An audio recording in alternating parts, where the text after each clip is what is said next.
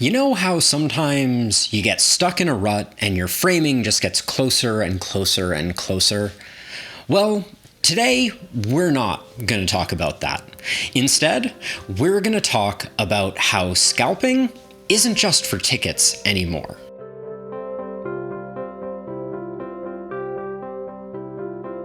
If you dabble in the world of paper goods, cleaning products, computer hardware, you're probably already aware of this new grift. Since early in the pandemic, the world has been suffering from a wildly diverse set of supply chain disruptions. What began as toilet paper and Lysol wipes has now hit manufacturers ranging from cars to computers and nearly everything in between. Every level of the vertical integration stack seems to have been impacted in some way or another. Resource producers, component manufacturers, shippers, distributors, retailers have all been affected in some way, shape, or form. You'd be hard-pressed to find someone who in recent years hasn't run afoul of one scarcity or another. And as of late, the scarcities seem to be becoming more numerous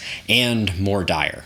But as is the way with capitalism, where there is hardship, there is opportunity. A chance for savvy opportunists to make a buck off the desperation of others. Much like the scalper of yore standing outside of the stadium selling wildly marked up tickets or convincing photocopies, the modern scalper is buying up things that are scarce, driving up that scarcity, and with it, marking up those products wildly.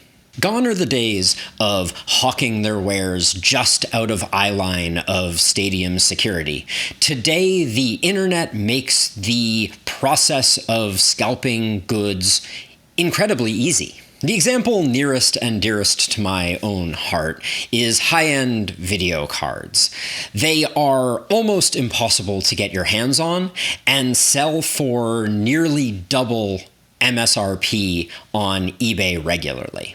The wave of demand these scalpers are riding is incredibly multifaceted, but it traces back to a perfect storm of supply issues and demand issues. On the demand side, it's hard to know where these video cards are ending up, as there's no public information available about their final destination.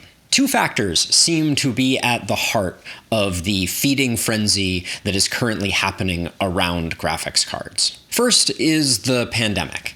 It's causing people like me who are cooped up at home to want to improve that experience, and a lot of us have turned to computer-centric activities that would benefit greatly from a more capable computer. And the second is that these cards are coveted because they are incredibly valuable when it comes to mining cryptocurrency.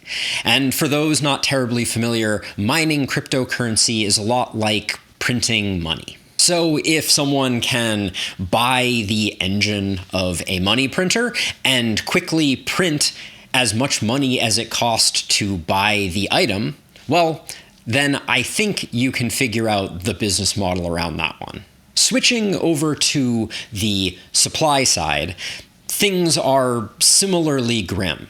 You cannot find a step in the creation of one of these cards, from the factories that produce them or the ships that transport them across the ocean, that has not been in some way ravaged by the pandemic. And to no one's surprise, the few graphics cards that are initially produced and make that journey across the sea are snatched up in the blink of an eye. And blink of an eye is no hyperbole, because the operations that are buying these cards are technologically advanced and sophisticated, because this is big business. We're not talking about a mom and pop operation sitting and clicking refresh on a given retailer's website. We are talking about companies that are developing automation to buy these cards literally the moment they appear. This practice is illegal.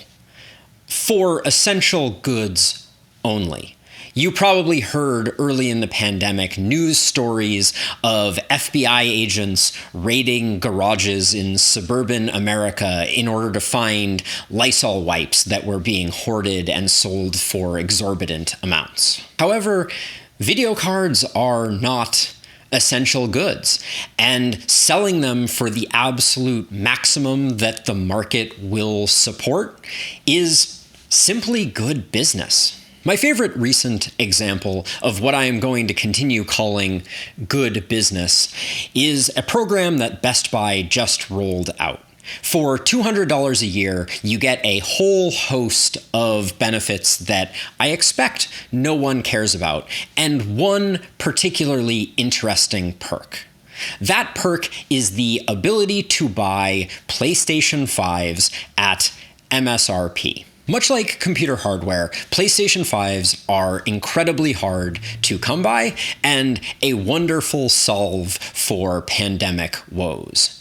And it seems very clear that Best Buy's choice to, just before the holiday season, offer a VIP experience for acquiring them is coincidence? I think not! Very similar to marking them up by $200. I might argue that this is a classic case of scalping by any other name would grift so good. Best Buy's Total Tech program seems to be nothing more than scalping in a slightly less offensive package. Because if we're being honest, Best Buy would have a much harder time rebranding than your average eBay user selling graphics cards for 2 or 3 times on eBay. It seems that scalping isn't just limited to the suburban garage anymore, or perhaps more aptly, really never was. The only difference between our scalping eBayer and Best Buy seems to be how brazen can they be and how afraid of backlash are they. But enough about the problem of scalping. What is there to be done about it? Unsurprisingly, herein lies the rub. Because the solution is obvious, simple, and completely impossible to execute. Scalping would stop in a moment's notice if people simply stopped buying scalped goods. Ta-da! It's that easy. We can all go home now, right? We can instantly vanquish the garages full of 3080 graphics cards and Best Buy's new program in one fell swoop. And all it would take is people who have the money to buy these scalped products to choose not to. All they need to do is deprive themselves of something that they want for the greater good of everyone. This sticky wicket of a problem is often referred to as tragedy of the commons, and it's an idea that was originally coined by William Forrester Lloyd back in 1833. In a nutshell, the tragedy is that people acting in their own self-interest will often act contrary to the good of everyone. The original commons that Lloyd was talking about was shared grazing land. And his point was that if everyone grazed their sheep on this common land and no one spent any time maintaining it, then the land would be lost and become useful to no one. The sheep would eat all of the grass, no one would reseed it or give it time to grow back, and as a result, everyone would suffer because they acted in their own self-interest. Perhaps more importantly, anyone who chose to try to maintain the land would be acting contrary to their self-interest. If someone tried to go to the trouble of reseeding the land and organizing it and whatever else, they would be spending a lot of their resources and attention in order to solve a problem for everyone else. And that problem might even be too large for them to be able to handle. A perhaps more contemporary example is a public park. Everyone, let's say, litters a little bit by accident all the time. And if everyone cleaned up after themselves really effectively, the park would stay clean. But that's contrary to everyone's self-interest. People have better things to do. And so as a result, slowly, the park falls into disarray. It gets so bad that no one person can, without great effort, even go and clean it up. And anyone choosing to do so would be taking on a huge burden that was created by a collection of tiny transgressions. To bring this back around to our original topic, the self-interested thing to do if you have the money is to buy the scalped graphics card or the scalped PS5 because you have the disposable income, you want the thing, why wouldn't you?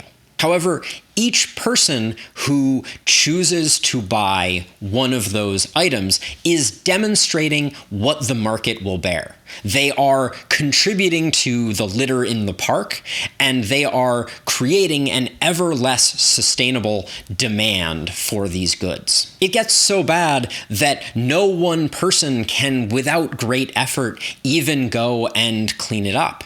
And anyone choosing to do so would be taking on a huge burden that was created by a collection of tiny transgressions. To bring this back around to our original topic, the self-interested thing to do if you have the money is to buy the scalped graphics card or the scalped PS5 because you have the disposable income, you want the thing, why wouldn't you?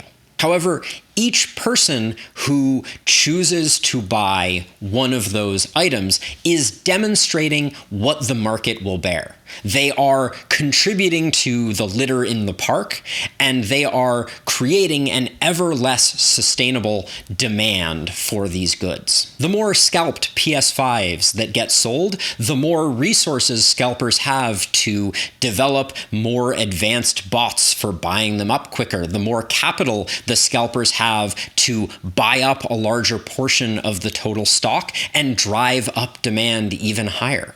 As this feedback loop continues, it becomes more difficult to get these items and far, far more expensive. Once the blood of demand is in the water, we will see everyone circling, trying to find ways to get a piece of this newfound revenue stream. If Best Buy's efforts with Total Tech succeed, then next holiday season, Target will roll out Complete Console as their similar competitor and way to, under cover of night, gouge their customers similarly. It's a bleak prognosis to be sure, but perhaps the only thing sadder is that the idea of everyone not acting in their own self-interest is wildly far-fetched. And I thought that was an interesting thing to think and talk about. But for now, thank you as always for watching. I hope you have a wonderful rest of your week, and I'll see you in the next one. Bye.